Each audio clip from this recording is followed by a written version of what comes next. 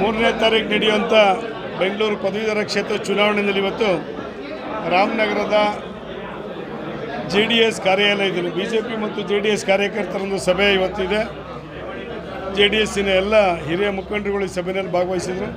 3ನೇ ತಾರೀಕು ನಡೆಯುವಂಥ ಚುನಾವಣೆಯಲ್ಲಿ ಅದು ಕೇಂದ್ರ ಮತ್ತು ರಾಜ್ಯ ಸರ್ಕಾರ BJP ಮತ್ತು JDSನ ಹೊಂದಾಣಿಕೆ ಸಂದರ್ಭದಲ್ಲಿ ಆಗಿರ್ತಕ್ಕಂಥ ಸಾಧನೆಗಳನ್ನು ಮತದಾರರ ಮುಂದೆ ಇಟ್ಟು ವಿಶೇಷವಾಗಿ ರೈತಪರ ಮಾಡಿರ್ತಕ್ಕಂಥ ಯೋಜನೆಗಳನ್ನು, ಶಾಲೆ ಬಗ್ಗೆ, ಶಿಕ್ಷಣದ ಬಗ್ಗೆ, ಯುವಕರ ಬಗ್ಗೆ ಮಾಡಿರ್ತಕ್ಕಂಥ ಯೋಜನೆಗಳ ಬಗ್ಗೆ ಮತದಾರರಿಗೆ ಮನದಟ್ಟು ಮಟ್ಟಿ ಮತವನ್ನು ಕೇಳಬೇಕು ಅನ್ನತಕ್ಕಂಥದ್ದು ಇವತ್ತು ತೀರ್ಮಾನ ಆಗಿದೆ.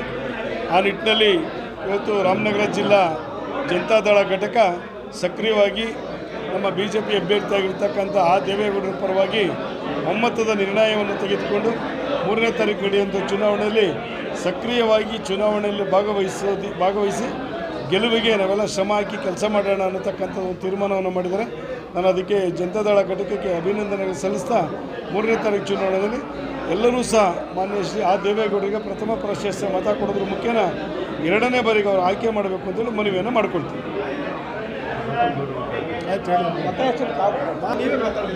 ರಾಮನಗರ ಜಿಲ್ಲೆಯ ಎಲ್ಲ JDS ಮತ್ತು BJPಯ ಮತದಾರರಲ್ಲಿ ನಾನು ಪ್ರಾರ್ಥನೆ ಮಾಡ್ಕೊಳ್ಳೋದೇನೆಂದರೆ, ಕಳೆದ ಚುನಾವಣೆಯಲ್ಲಿ ನನ್ನ ಅಧಿಕ ಮತದಿಂದ ಆಯ್ಕೆ ಮಾಡಿದರು.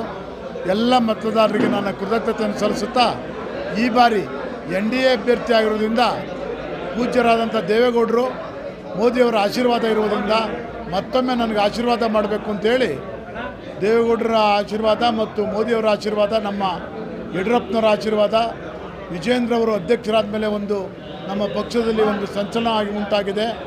ಆದ್ದರಿಂದ ಅವರು ಮಾಡಿರೋ ನಮ್ಮ ಭಾರತೀಯ ಜನತಾ ಪಕ್ಷ JDS ಮಾಡಿರುವ ಒಂದು ಶಿಕ್ಷಣ ಕ್ರಾಂತಿ, ನಿರುದ್ಯೋಗಿಗಳಿಗಿರ್ಬೋದು, ಶಿಕ್ಷಕರಿಗಿರ್ಬೋದು, ಕಾಲೇಜು ಸ್ಕೂಲುಗಳನ್ನು ತೆರೆದು ಉದ್ಯೋಗವನ್ನು ಸೃಷ್ಟಿ ಮಾಡಿದರು. ಅವ್ರ ಬಲ ಇದೆ, ನಾವು ಗೆಲ್ಲೋದು ಗ್ಯಾರಂಟಿ. ನಾನು ನಿಮ್ಮ ಮುಖಾಂತರ ಎಲ್ಲ ಪದವೀಧರ ಶಿಕ್ಷಕರಿಗೆ ಪ್ರಥಮ ಪ್ರಾಶಸ್ತ್ಯ ಮತವನ್ನು ನೀಡಿ ಆಶೀರ್ವಾದ ಮಾಡಬೇಕು ಅಂತೇಳಿ ಮನವಿ ಮಾಡ್ತೇನೆ. ನಮಸ್ಕಾರ.